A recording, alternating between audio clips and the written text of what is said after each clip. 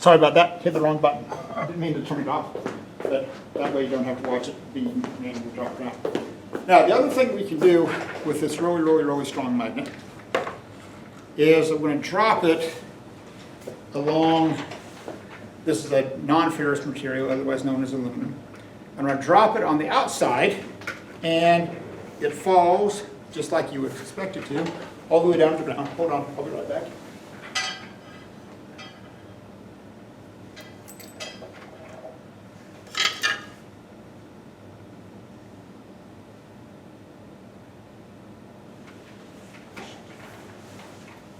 Got it? We're back. So let's do this where it won't fall. So if I drop it on the outside, it falls like you would expect it to. Now I'm going to take this, but I'm going to drop it on the inside. Now if I drop it on the inside, it takes a really, really, really, really long time to fall.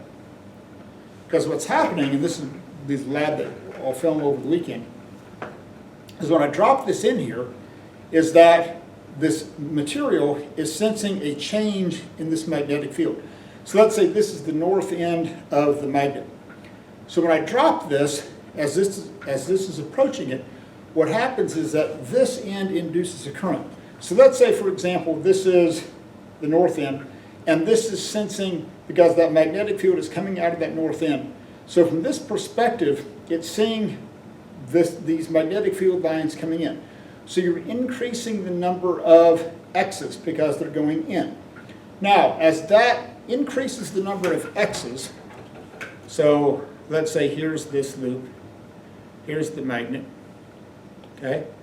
So you're increasing the number of X's. This is what we call the magnetic flux.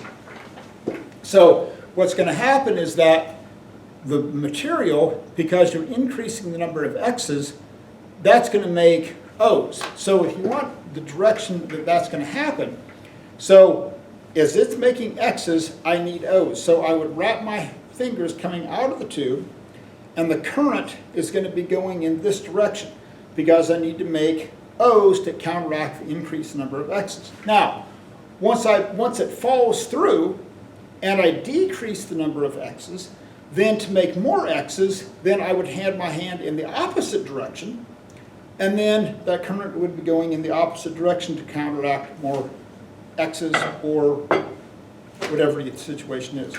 So let's talk math. All right, so magnetic flux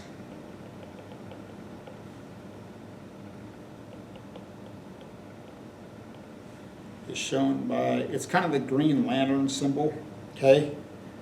It's the Greek letter phi, and that has units of Teslas, meters squared, and it has the formula AB cosine theta. Now, this angle is going to be important because that's the angle with the axis of the hoop, not the hoop itself.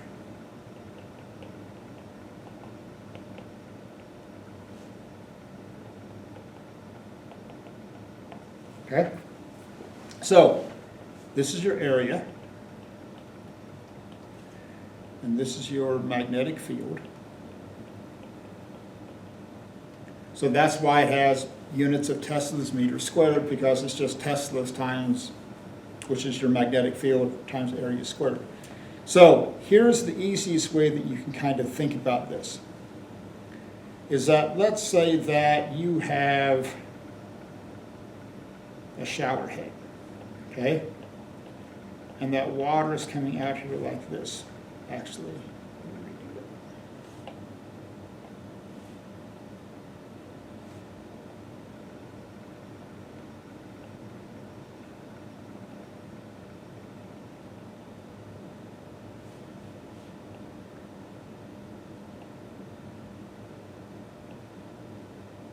Okay, so you've got this water streaming out, and down here you've got like a bracelet, okay? So So imagine that you've got the shower head and this water's coming out, and you're holding a bracelet. So what you can do is, if you think about it, if you want the maximum amount of water to flow through that bracelet, you're going to hold it at right angles to it. Now, obviously, if I change that where that axis is parallel with it, then there won't be any water going through it at all. Now, if I'm somewhere in between, then I'm going to have some water flowing through it. So I'm going to have my maximum angle when that center axis is parallel with it. You have an angle of 0 degrees, so the cosine of 0 is 1. So this is why it's important that it's the angle of the axis of the center of the bracelet. It isn't this angle, it's with the center axis of the bracelet. So that's why it's so important that you realize that that's cosine of theta and where that angle is being measured. So if you want to change the magnetic flux, okay, you can do one of three things. You can change the magnetic field, okay? So let's say, for example, here's my hoop, okay? And I'm going to take this magnet and I'm going to bring it closer. So if I bring this thing closer to it, I'm changing the amount of magnetic field that's in that. Now, if I just hold it here, then I'm not changing that magnetic field and it's just static. But when I move it back and forth, that's when I'm going to induce a current. We could change the area of the loop, okay? So we can make the area bigger or smaller. And we could change where the loop is in the field. We could change like that orientation, or we could move it closer to the shower head, or we could move it further away, or we could twist it. So basically, those are the three things that we could do. So let's just say that we've got a hoop, and I'm going to drop the north end of that magnet, and this is going to be important. I'm going to drop the north end of the magnet through this loop. Okay? So this is going to be coming through like this. Okay? Now, so when you look at this, from the perspective of the plane of this loop, this magnetic field is coming in here like this. So I imagine this. I've got this hoop. Here's my north pole of my magnet, and I'm going to drop it. So it's going to fall through like this. So what's going to happen is that we're going, from this perspective, we have this thing going through. So we're increasing, from that perspective, the number of X's. So we have magnetic field lines that are going in. So what that means is that the wire, since it senses this increase in the number of X's, so, I've got to make more O's. So to make more O's coming out of it, then you're going to wrap your fingers in this direction, okay? So here's my hoop. So I'm going to wrap my fingers in this direction, which is going to send this current around like this, okay? So that current is going to be counterclockwise because of the fact that I've got to make more O's to balance that out. Now, once the south end falls, and then now, situation number 2, the south end has fallen through, so here's the south end. So remember, that field lines are coming out like this. So in that situation, I'm decreasing the number of O's, okay? So with that, in that situation, then the current is going to reverse itself. So in one situation, the current is going to be going in one direction. The next situation, the current is going to be going in the opposite. Okay. So depending upon what that magnet's going to do, it's going to change based upon that. Okay.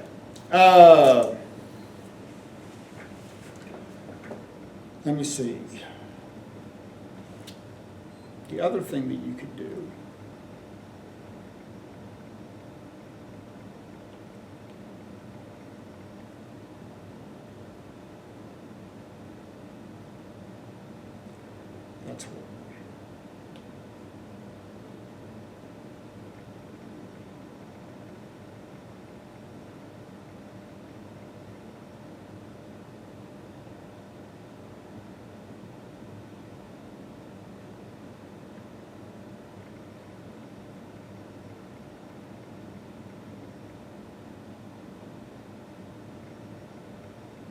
Okay, so let's say that this is like a switch, and this is a piece of wire that's just around in a hoop. So if you just close this switch, and let's say that the current's going to go in this direction. So when you close that switch, what's going to happen is that as that current just begins to flow, then you would wrap your fingers in this direction, and then that means that magnetic field is going to be coming out of that page, so you would have some dots. Now, if you have another loop up above it, so you've got these stacked. So you've got one loop here, you've got another loop up here. So when this one is producing this current, then that loop up above is going to experience a change in a magnetic field. So you've got two loops like this. Okay? The bottom one surges that current. It's going to create a current that's going to send a magnetic field up through the top one. So like on this top one, if you're increasing the number of X's, so let's say that magnetic field is coming out, then this top one is going to induce a current that's going to impose that changes, and it's going to send a current in the opposite direction. So that's another situation where you can have even just two wires that aren't even connected, but you can, so if you start a current in one, it can induce a current in the other one because it's going to oppose that change in that magnetic field. Okay.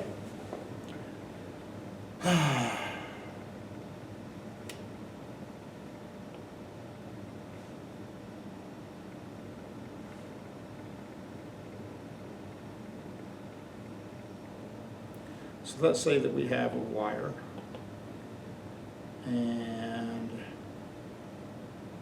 the current is going in this direction. So we got a wire, current's going in this direction. So up here, if I wrap my hand in this direction, then the magnetic field is going to be going into the page. It's going to have some X's up here. Okay? Now, if I take a thin hoop and I move that into it, okay? So if I move that thin hoop into it, it's going to sense an increase in the number of X's. So imagine I've got a wire, it's creating an external magnetic field, and I'm going to move a hoop, I'm going to move this wire into it. That wire is going to sense an increase in the X's. It's going to make more O's, so to get that coming out of the page, so then this thing is going to have a current induced in this direction, which is going to make this thing go clockwise. So that's just another situation. So in this situation, this one's going to be going around like this. I'm sorry, I misspoke. That's actually going to be going counterclockwise because you want dots. I said clockwise, I meant counterclockwise. I drew it that way. So this thing is going to be coming around like this, which is going to produce a counterclockwise current. Okay, let me see.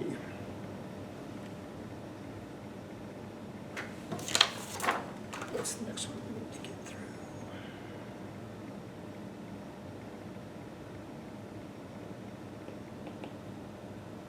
I should have written all these out.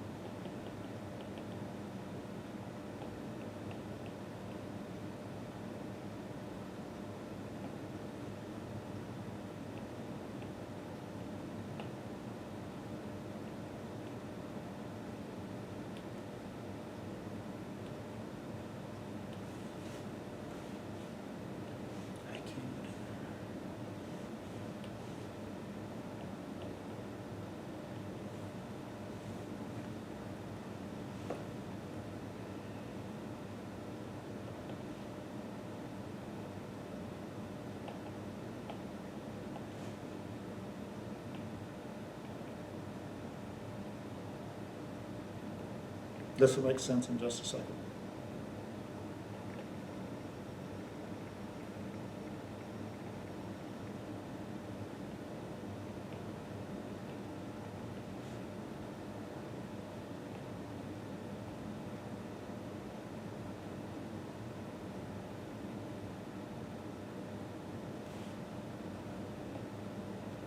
I got to have a whole bunch of variations on this.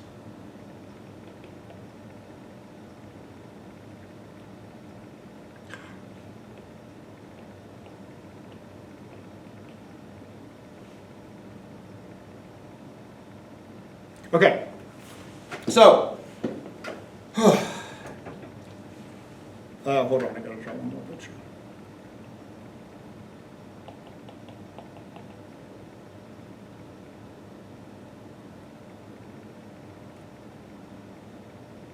Okay, so let's say we'll have some variations on this thing. So let's start with the main equation, is that you can create an electromotive force, or delta V, same thing, voltage, electromotive force, whatever you feel comfortable with. Your book has it listed like this, and the equation sheet has it listed like this. So if you want to create a voltage, otherwise known as potential difference, that's basically your rate of change in your magnetic field per unit of time. Now, hopefully this should make sense.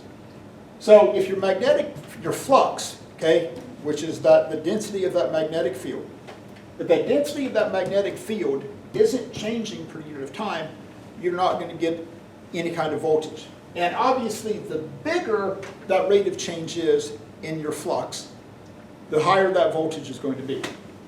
So, what we're going to do is we're going to do a little bit of clever substitution. So we said that flux was your area times your magnetic field. So all I'm going to do is keep this, all I did was substitute in area times your magnetic field for phi, and I'm going to divide that by time. So basically it's Weber meters squared per unit of time. Now, there's two things that you can do with this. One is that you can keep a constant area, and you can change the magnetic field. So that would be like if I keep a thin hoop area the same, and I drop the magnet through it. Okay, so if I drop the magnet through it, I'm keeping the same area, but I'm changing the magnetic field per unit of time. Okay, and obviously, again, the faster that rate of that magnetic field changes, the more voltage there's going to be. Now, the other thing that we could do is that you could, and this is what we talked about yesterday, where this is this distance x, and this is the length of the wire. Okay, so this is going to be important. This is going to be the length of the wire. This is going to be x. So the other thing that you could do is have your thin hoop, and then you're going to pull this wire across like this. Oh, okay. So in this situation, I'm going to be looking at keeping the magnetic field the same, but then I'm going to change the area of that's being exposed to that magnetic field. So this is going to be x, so that's going to be this area. This is what's going to change. This is going to be L, this is going to be the length of the wire that's being pulled. I'm going to pull this thing in this direction. So if you want to look at the direction of the current, oh, I'm exposing more x's. So to counter that, we need more dots. So I wrap my hand in this direction, and the current is going to be going around like this. So that's the direction of my current. So that's going to be going around like this, because I need to make more O's. So then, if the current's going this way, the magnetic field is going into the page, then the opposing force is going to be going in the opposite direction of this velocity. And that's what we talked about yesterday. So you're going to use the right-hand rule twice. Oh, I need more dots. That sends the current this way. The current's going this way. The external magnetic field is going into the page. The force is going to be going in the opposite direction. So this is where we get a little bit clever. So assuming that this length doesn't change over here, this is going to stay constant. This value here is going to be distance divided by time. Oh, okay. Distance divided by time, that's known as velocity. So if you're clever, you're going to see that this E equals BLV, which is the exact equation that we came up with yesterday. So this equation comes from keeping a constant magnetic field and changing the area. So obviously if this thing isn't moving and you're not changing the area, you don't have any velocity, you don't create any voltage. So all that does is just kind of show you where that equation comes from. Okay. Let me see. I got one last problem to work. We'll be in good shape and then I'll be done. So let's say we have a circle. Radius 0.2 meters. And I'm going to decrease the magnetic field from 1 Tesla to 0.40 Tesla in 2 seconds. Okay? And let's say that we have a magnetic field like this. Okay? So here's the deal. So we're decreasing the strength of this magnet. So here's this hoop. Here's our magnetic field is going in. We're decreasing the magnetic field strength from 1 down to 0.4. And we're going to do that in 2 seconds. So it's like we're taking the north pole of that magnet and we're pulling it away. So since we're decreasing x's, that means we need to increase x's to balance that out. So we need more x's going in. So we're going to wrap our hand in that direction. Okay? So we're going to wrap our hand like this to put x's going in because we're decreasing x's. So that means we're going to induce a current in this direction. So if we want to find the voltage, which is this electromotive force, so we have a constant area times the change in the magnetic field per unit of time, which in this case is just going to be pi r squared. And this is change, which is going to be final minus initial, which is going to be 0.6 Tesla divided by time. And if you do this math, you get 0.0377 volts. Now, if we want to find the current, and let's say that you're told that this wire has a resistance of 0.010 ohms, okay? And there's any number of things you can do with this, but let's just say you're given the resistance of the wire, and you want to calculate the current. Well, that's Ver. Okay? So at this point, I know what my voltage is, because if you run these numbers and you put these in, you get 0.0377 volts. It's not a high voltage, it's pretty low. So if I want to figure out what the current is going to be, that's going to be my voltage divided by my resistance, which is going to be that 0.0377 volts. Divide that by 0.010 ohms, and you get 3.77 amps. So there's your how that plays out. Okay, so that's the last of the big magnetic equations. I'm going to send you out the answer key to assignment 25-2. I need assignment 25-1 on Monday, and we've got a lab coming up. So anyway, that's the story, kids. Kind of hope you enjoyed the demos. Drop this through one more time. Oop, there we go. It's just fun to watch. Okay, so remember, you induce a current to counter the change in the magnetic field, to change the flux. Remember that, remember that, remember that. If you're not changing the magnetic field, you're not getting a current. I'm out. It's Friday. Enjoy the weekend.